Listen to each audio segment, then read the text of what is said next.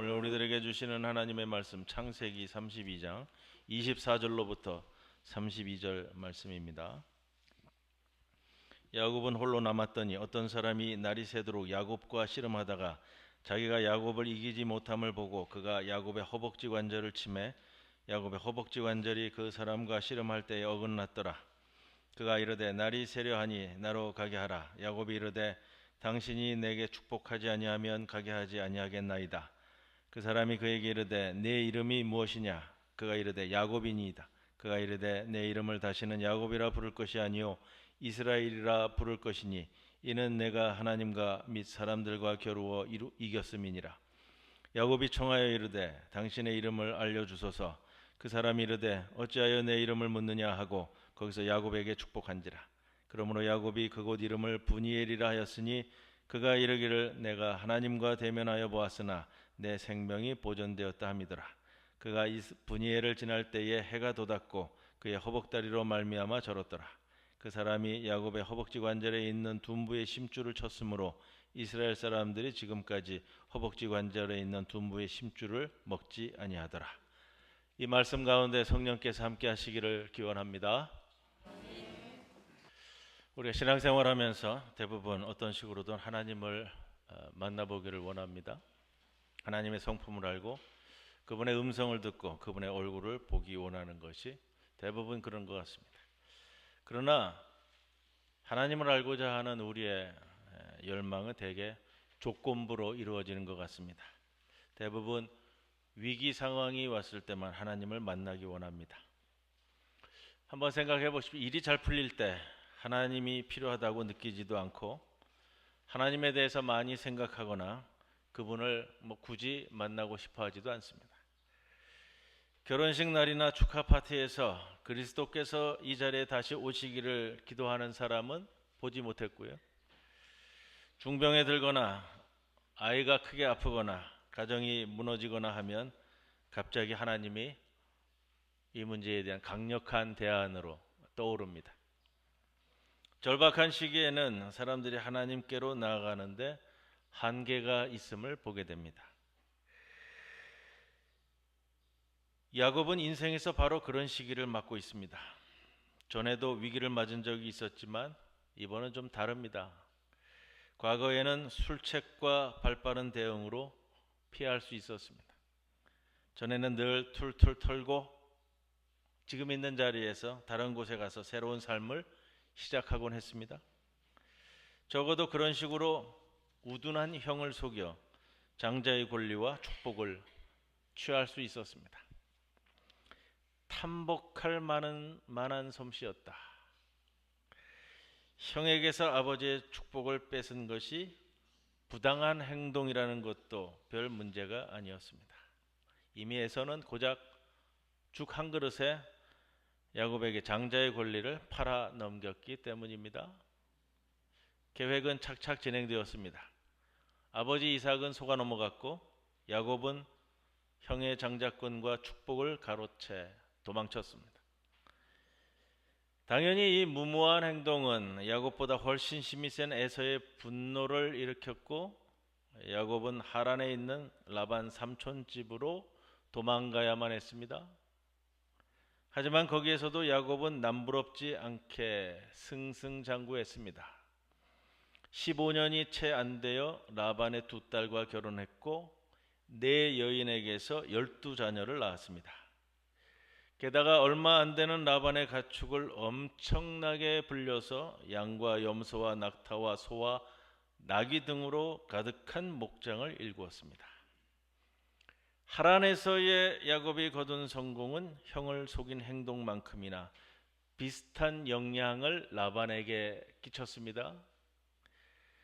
야곱이 라반의 집에서 방을 뺄 때 삼촌 라반과의 관계가 상당히 껄끄러워져 있었죠. 그래서 야곱은 또다시 움직입니다. 야곱이 또다시 움직인다라는 것이 새로운 일은 아니지만 그 전에는 앞으로 나아가는 길을 찾았다면 이제는 과거와 만나기 위해 돌아가야만 했습니다. 그런데 야곱의 과거는 썩 반길 만한 대상이 아닙니다.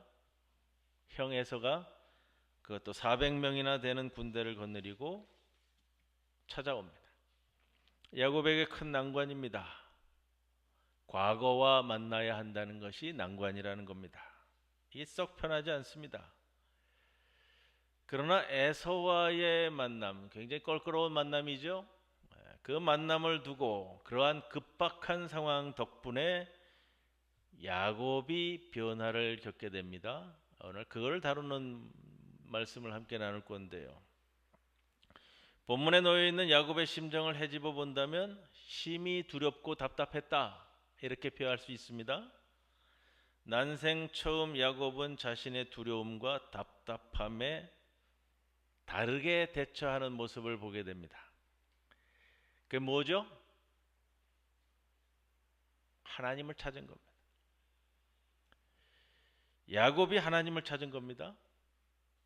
오늘 한 4가지 포인트로 말씀을 드리려고 하는데 오늘 첫 번째 포인트예요. 야곱이 하나님을 찾습니다. 그럼 그전에는 찾은 적이 없나요? 없습니다. 본문에, 성경 본문에는 야곱이 먼저 하나님을 찾은 장면이 없다라는 거예요. 하나님이 야곱을 찾은 장면은 있었고요. 오늘 본문 앞에 9절에서 12절의 말씀을 보면 야곱의 기도의 장면이 나오는데 야곱이 또 이르되 내 조부 아브라함의 하나님 내 아버지 이삭의 하나님 여호와여 주께서 명하시기를 내 고향 내 족속에게로 돌아가라 내가 내게 은혜를 베풀리라 하셨나이다. 나는 주께서 주의 종에게 베푸신 모든 은총과 모든 진실하심을 조금도 감당할 수 없사오나 내가 내 지팡이만 가지고 이 요단을 건넜더니 지금은 2때나 이루었나이다. 내가 주께 간구하오니 내 형의 손에서 에서의 손에서 나를 건져내시옵소서. 내가 그를 두려워함은 그가 와서 나와 내 처자들을 칠까 겁이 나기 때문이니이다. 주께서 내게 말씀하시기를 내가 반드시 내게 은혜를 베풀어 내 시로 바다에 셀 수 없는 모래와 같이 많게 하리라 하셨나이다. 참 놀라운 기도입니다. 야곱의 입에서 나온 기도라기 생각할 때 더욱 그렇습니다. 이전에 야곱의 모습에서 이런 것들을 찾아볼 수 없었습니다. 이러한 변화는 어디에서 왔을까요? 하나님의 질책 때문이 아니라 분에 넘치는 하나님의 은혜 때문에 왔다고 본인이 밝히고 있습니다. 이 관점이 많이 바뀌어지는 거예요. 하나님의 질책과 징계 때문이 아니라 하나님의 분에 넘치는 은혜 때문이었다라는 겁니다. 야곱이라는 인물, 속이는 것을 주로 삼고 살아온 이 인물에게서 이제 솔직함과 겸손, 하나님에 대한 갈망을 처음으로 엿보게 되는 장면입니다. 난생 처음 야곱은 자신이 얻은 축복이 하나님의 은혜임을 인정합니다. 난생 처음 야곱은 내 지략이 아닌 하나님의 지략이 필요하다고 고백합니다. 난생 처음 야곱은 용서나 번영을 구하는 것이 아니라 자신에 대한 구원을 간청하고 있습니다. 사람이 그렇다고 해서 변하는 건 아닌 것 같아요. 야곱답게도 마음속에 따로 계획이 있습니다. 32장 13절 이하에 보면 야곱은 가족과 가축대를 몇 무리로 나누어서 가축대와 종들을 먼저 보내고 그 다음에 가족을 보낸 후에 마지막으로 자신이 따라갑니다. 어떤 마음이죠? 형 에서가 400명의 군대를 데리고 들어오고 있는데 가축대와 종들을 먼저 보내고 그 다음에 가족을 보낸 후에 마지막으로 자신이 따라가는 것은 이런 가축 선물들과 무방비 상태에 있는 부녀자들을 본다면 에서의 마음이 누그러져 야곱의 잘못을 용서해 줄지 모를 일이었기 때문에 그렇습니다. 사람이 변해도 안 변하는 부분들이 아직 남아있는 것 같아요. 그리고 나서 24절에 제가 여러분들에게 말씀드리고 싶은 두 번째 포인트입니다. 이렇게 표현합니다. 야곱은 홀로 남았더니. 우리는 야곱이 혼자 있는 모습을 본 적이 없습니다. 평생 남을 속이며 살았던 야곱 같은 사람에게 홀로 남았다. 여러분, 홀로 남으셔야 됩니다. 홀로 남은 자리에서 항상 기적 같은 일을 바라볼 수 있습니다. 홀로 계십니까? 홀로 있는 묵상의 시간이 있으시냔 말입니다. 야곱이 그리고 뭘 하죠? 씨름을 합니다. 상징적인 표현이지만 오늘은 조금 보수적으로 좀 다루겠습니다. 씨름을 하는데 누구하고 하죠? 어떤 사람과 이렇게 되어 있잖아요. 본문에. 본문 그대로 이제 펼치고 가는 거예요. 야곱이 이 싸움, 이 씨름을 어떻게 이겼을까? 어떤 사람과 맞붙어서 씨름을 하니까 처음에는 인간적인 차원으로 이겼을 겁니다. 당연히 무시무시한 씨름이었지만 그래도 해볼 만한 씨름이었다라고 느꼈을지도 모르겠습니다. 그런데 야곱이 시간이 갈수록 그런 모습을 봐요. 불굴의 의지를 불태우면서 씨름을 합니다. 그러나 이 씨름이 끝없이 이어지던 어느 순간 이 씨름, 이 싸움이 단순히 인간의 싸움이 아닌 하나님인지도 모른다는 생각을 깨닫게 됩니다. 그런데 하나님이라고 생각한다면 참으로 이상한 하나님이 틀림없습니다. 왜냐? 내가 싸우고 있는, 내가 씨름하고 있는 그 사람이 하나님임에 틀림없지만 그 하나님은 인간이 발휘하는 힘 정도로 자신을 제한하고 나아가고 씨름하고 있다는 것을 느끼게 되는 거예요.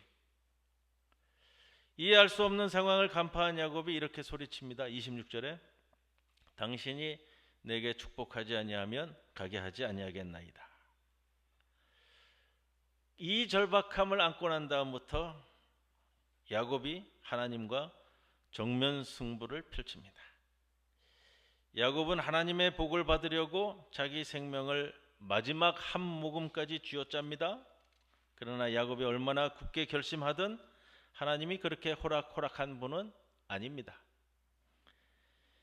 내가 원하는 대로 모두 맞춰주시는 허수아비 같은 분도 아니라는 겁니다. 그 가운데서도 하나님이 이 씨름의 문제, 이 싸움의 문제를 풀어갈 방향을 제시합니다. 그때 하나님이 질문이 던져집니다. 무슨 질문이죠? 내 이름이 무엇이냐? 세 번째 포인트예요. 오늘 내 이름이 무엇이냐? 이름을 묻는 목적은 단순히 상대방을 부르는 것이 아니죠.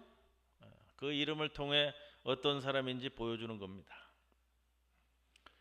인간은 그래요. 우리는 내 이름을 하나님께 불러드리는 것보다 내가 하나님의 이름을 아는 편을 선호합니다. 29절 말씀을 보면 야곱도 하나님의 이름을 알려달라고 요청합니다. 하나님이 가르쳐 주시나요?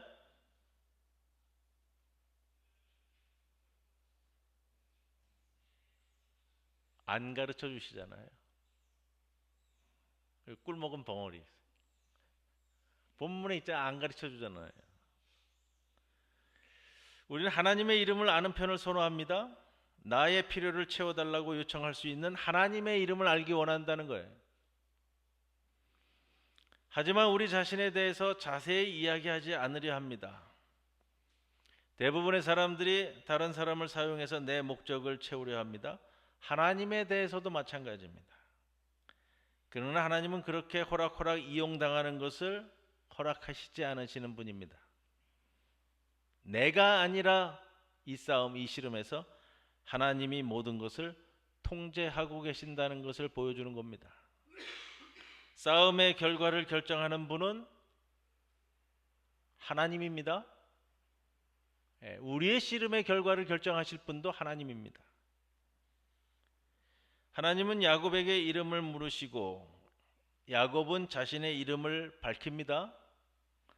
히브리어로 야곱은 속이는 사람, 가진 것보다 더 많이 얻으려는 사람, 문제를 직면하기보다 피해가는 사람이라는 뜻이기 때문입니다.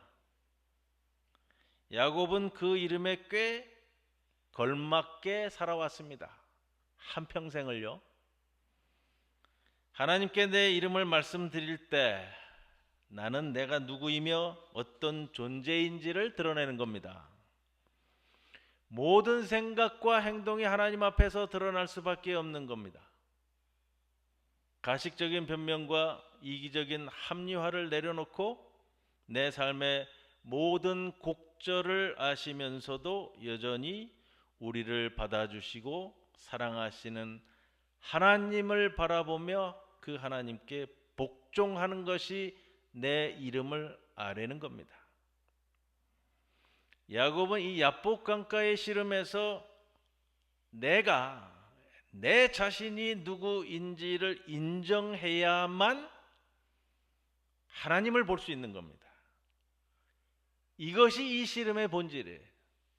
그래서 제가 오늘 제목을 내 이름이 무엇이냐라고 묻는 하나님의 질문을 제목으로 삼았는데, 이 씨름에서 하나님이 얼마나 야곱을 위해서 자신을 낮추시고 겸손하신지도 볼 수 있는 신비로움을 보게 됩니다.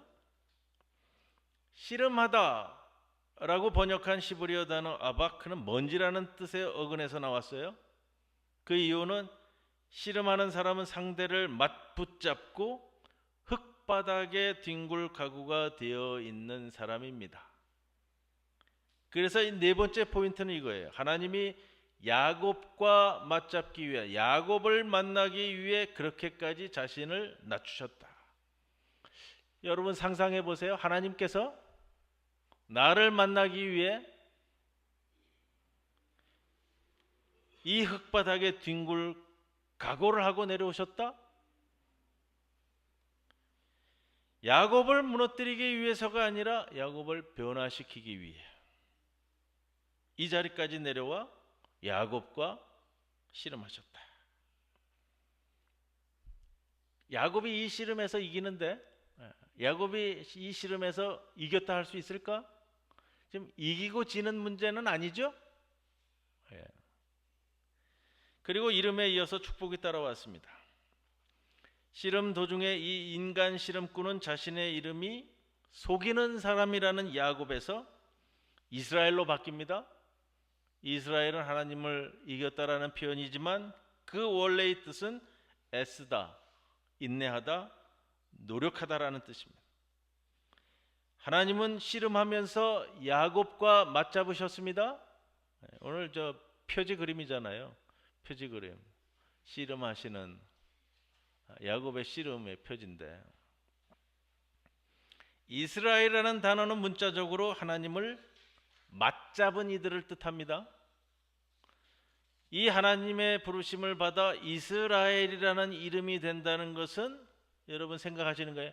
내가 완벽한 성품이나 완벽한 믿음을 가지고 있었기 때문에, 또 앞으로 그렇게 될 것이기 때문에 이스라엘이라는 이름을 갖게 되는 것이 아니고요. 평생을 살아갈 때에 하나님과 맞잡고 씨름하느냐라는 거예요. 여러분 하나님을 맞잡고 매일매일 씨름하고 계십니까? 날이 새도록. 물론 이 씨름의 과정 중에 야곱은 하나님께 상처를 입습니다. 하나님과의 진정한 만남에는 늘 변화가 따르는데, 혹자는 이 표현을 상처 입은 만남 이런 표현도 쓰더라고요. 상처 입은 만남. 하나님과 만나 진정한 변화를 이루어가는 과정 중에는 항상 이 상처 입은 만남이 있을 수 있다라는 생각을 해봅니다. 왜? 하나님과의 진정한 만남은, 그리고 이 씨름을 통해서 엉덩이 뼈가 어긋나 절개되는 야곱처럼 내가 생각하는 내 삶이나 내 성공한 경력, 심지어 성공한 사역에 대한 사랑까지 하나님과의 만남을 통해서 모두 다 흐트러뜨리고 몰아내질 수도 있기 때문에 그렇습니다. 야곱은 이렇게 벌어진 일에 크게 감격해서 이곳 이름을 브니엘이라고 합니다. 브니엘. 브니엘은 하나님의 얼굴이라는 뜻인데, 야곱은 자신이 간절히 찾던 그 축복을 넘어서서 하나님의 얼굴을 직접 뵙는 데까지 올라갔습니다. 하지만 야곱은 물론이고 그 누구도 하나님을 온전히 본 사람은 없습니다. 무엇일까? 여러분, 우리는 눈에 보이는 것이 아니라 믿음으로 살아가야 되기 때문에 그렇습니다. 그러나 이 이야기의 절정은 강가의 씨름이 아닙니다. 그리고 나서야 야곱은 이제 형을 만날 수 있는 것으로 이어집니다. 이 이야기의 절정은 강가의 씨름이 아니라 에서와의 만남에 있습니다. 곧바로 야곱이 눈을 들어보니 에서가 400명 장정을 거느리고 오고 있습니다. 종과 가축, 가족을 차례대로 먼저 보낸 꼼꼼한 자신의 계획이 착착 진행되었지만 결국은 필요 없는 일이 되었습니다. 33장 4절, 에서가 달려와서 그를 맞이하여 안고 목을 어긋맞추어 그와 입맞추고 서로 우니라. 400명 장정을 데리고 달려오던 무시무시한 에서에게서 이런 놀라운 반응이 나옵니다. 에서도 야곱도 그 전에는 보이지 않았던 이 만남에서의 자기답지 않은 모습을 보여줍니다. 철저히 계획적인 야곱의 개선이 있었지만 형 에서의 자발적인 용서도 보입니다. 이 이야기의 긴장과 두려움과 무서움이 갑작스럽게 즐거운 분위기로 변합니다. 형 에서 야곱에게 복수하는 대신에 화해의 몸짓으로 그를 안습니다. 복수를 벼르던 사람, 아버지 이삭을 속이고 도망칠 때 에서가 그랬잖아요. 잡히면 죽여버리겠다고. 복수를 벼르던 사람이 화해하는 사람이 됩니다. 부당한 대우를 받아서 분노했던 형이 잘못한 사람을 자비롭게 안습니다. 지난 주간 우리 측 대북 방송이 중단되자 북측에서도 대남 방송을 중단했습니다. 쉽게 가는 거예요? 쉽게 가는 거예요. 어렵게 가는 게 아니라고요. 이걸 왜 못할까? 오늘 6.25 민족 화해주일이잖아요. 한국 전쟁에 하나님께서 우리를 섭리 가운데 지켜주셨다. 감사드릴 일이죠. 근데 여기서 끝나는 게 아니에요. 그래서 우리 교단은 오늘을 한국전쟁 전주일을 6.25 기념주일이 아니고요. 무슨 주일이죠? 민족화해주일이에요. 하나님께서 한국전쟁 때 우리를 전부 다 지켜주셨다. 무시무시한 공산주의자들의 이 겁박 아래에서 우리가 살아남을 수 있도록 지켜주셨다. 그 차원을 넘어서서요. 오늘 장로님이 기도하시는 가운데 75년이 됐는데 그걸 넘어서 민족 화해를 이루어가는 거예요. 작은 모습들이 하나씩 이루어지면요. 대북 방송이 중단되자 북쪽에서 대남 방송을 바로 중단을 했어요. 이렇게 가는 거예요. 이렇게. 저도 철책 GOP에서 근무를 했는데 그 경험들이 있거든요. 밤새도록 트는 거예요. 밤새도록. 한국 쪽에서도 밤새도록 틀고요. 북쪽에서 트는 소리는 솔직히 제대로 들리지도 않아요. 그냥 웅웅웅웅웅 들리는 거예요. 야곱은 에서의 얼굴을 보는 것이 두려웠습니다. 껄끄럽잖아요. 자신을 죽이겠다고 했고 수십 년이 지났지만. 그런데 에서를 마주한 야곱은 야복강에서만 볼 수 있었던 그 무언가를 봅니다. 그게 뭐죠? 한 번도 보지 못한 게 있어요. 근데 이 야복강께서 씨름을 거쳐서 야곱이 보게 되는 게 있어요. 그게 뭐예요? 하나님의 얼굴이잖아요. 브니엘. 야곱이 형 에서의 얼굴을 보고 이렇게 얘기합니다. 내가 형님의 얼굴을 배운즉 뭐라고요? 하나님의 얼굴을 본 것 같습니다. 대부분의 사람이 하나님을 만나고 싶어 합니다. 하지만 어디서 하나님을 만날 수 있을까요? 하나님의 얼굴이 어디서 보일까요? 뜻밖의 장소에서 하나님을 보는 거예요. 야복강가의 씨름과 에서의 공격 가운데 하나님은 야곱의 삶에 뚫고 들어오셨어요. 갑자기 그 씨름 한복판에서. 지지난주에 제가 말씀을 드리면서 아브라함과 사라의 이야기를 드리면서 하나님의 친입 이렇게 말씀을 드렸어요. 하나님의 친입. 친입이라는 것이 갑작스럽게 들어오는 것도 이야기되어지고요. 서서히 녹아서 자리 잡고 있는 것도 친입이에요. 야복 강가에 홀로 남아있던 야곱에게 하나님의 친입, 야곱의 삶을 뚫고 들어오셨습니다. 에서를 만난 자리에서 야곱은 같은 얼굴을 봅니다. 어떤 얼굴이죠? 하나님의 얼굴을 본다는 거예요. 여러분, 우리도 야곱처럼 하나님의 얼굴을 볼 수 있을까요? 볼 수 있을까요? 대답이 이렇게 시원찮아요. 볼 수 있어요. 물론이요.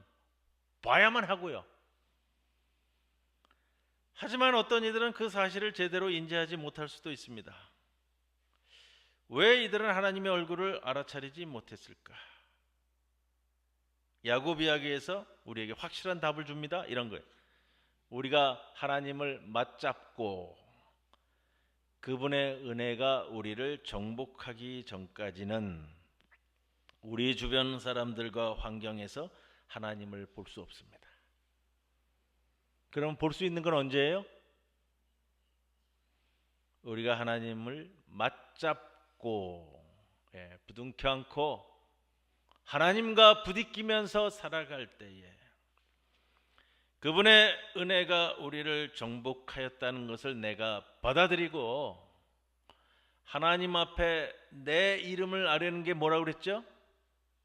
하나님 앞에 가식적인 내 모든 걸 다 내놓고 미리 다 아시지만 그러나 진솔하게 내 자신을 내어놓고 하나님 앞에 설 수 있느냐? 우리는 그걸 안 하려고 그러죠. 자기 이름을 얘기를 안 하려고 그러는 거예요. 하나님 이름만 대달라 그러는 거죠.